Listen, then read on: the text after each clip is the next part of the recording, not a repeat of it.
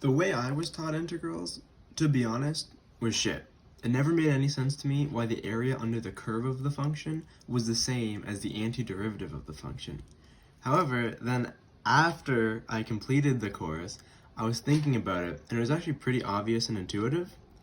And I don't know why I wasn't taught like this. I'm positive I'm not the first person in history to ever discover this, but I couldn't find it anywhere on YouTube, and I couldn't find it anywhere else or on Reddit or anything. So I thought, this would help me last year. I'm going to make a video to explain it. Firstly, in order to understand why integrals are the same thing as the antiderivative, we need to revisit the derivative, which is the rate of change, right? So if we start off with this piecewise function here, the rate of change over this first interval is delta y over delta x, which is just equal to 1 over 1, which is equal to 1. All right, then the next interval is negative 2 over 1, which is equal to negative 2, and so on, right? So this function here describes the rate of change of the function above it, which is to say that this graph on the bottom is the rate of change, or the derivative of this graph. So, how do we determine the area of this function here? In order to determine the area, in this case it's pretty obvious, just multiply the width times the height of each rectangle. The width of each rectangle is the change in x, or delta x, which in this case is always 1. The height of all of these rectangles is the value of the function. And remember, the value of this function is equal to the change in y divided by the change in x of this function up here. So, when we multiply the width of the rectangle by the height of the rectangle, we're multiplying delta x by the value of the function. So we're multiplying delta x by delta y over delta x of this function up here, where delta y is the change of the original function, not the change of this function. So we're doing this for every single interval. All right, and if you remember basic multiplication, these two cancel out.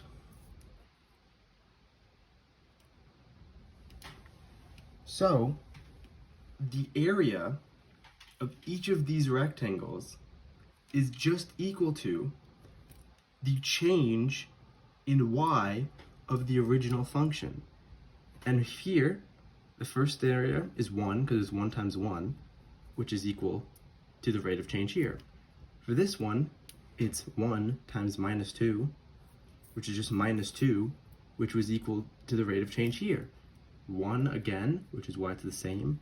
This time, the rate of change is 2, and the area is 2. And this time, it's 0, and so it's 0. And the only difference between what we're doing here and integrals and derivatives is that for derivatives and integrals, we're using the limit as delta x approaches 0, which basically is that's basically what dx is. It's delta x as it approaches an infinitely small interval. So, when we have a function, x squared, the rate of change at every single point can be found by dividing an infinitesimally small interval of y by an infinitesimally small interval of x, or dy over dx. And when you do that for every single point, you're going to get this graph. The y value of this graph represents dy by dx for every single point on this graph above. And then when you multiply this y value by an infinitesimally small interval of x, we get dy of this function divided by dx times dx, which is obviously equal to dy, which is to say that the area of this infinitely thin rectangle is equal to the infinitely small interval of y equals x squared at that interval. At every single infinitely small interval, you are multiplying dy over dx by dx. So, when we add up the area of all of these thin rectangles, the total area is equal to the sum of all the dy's.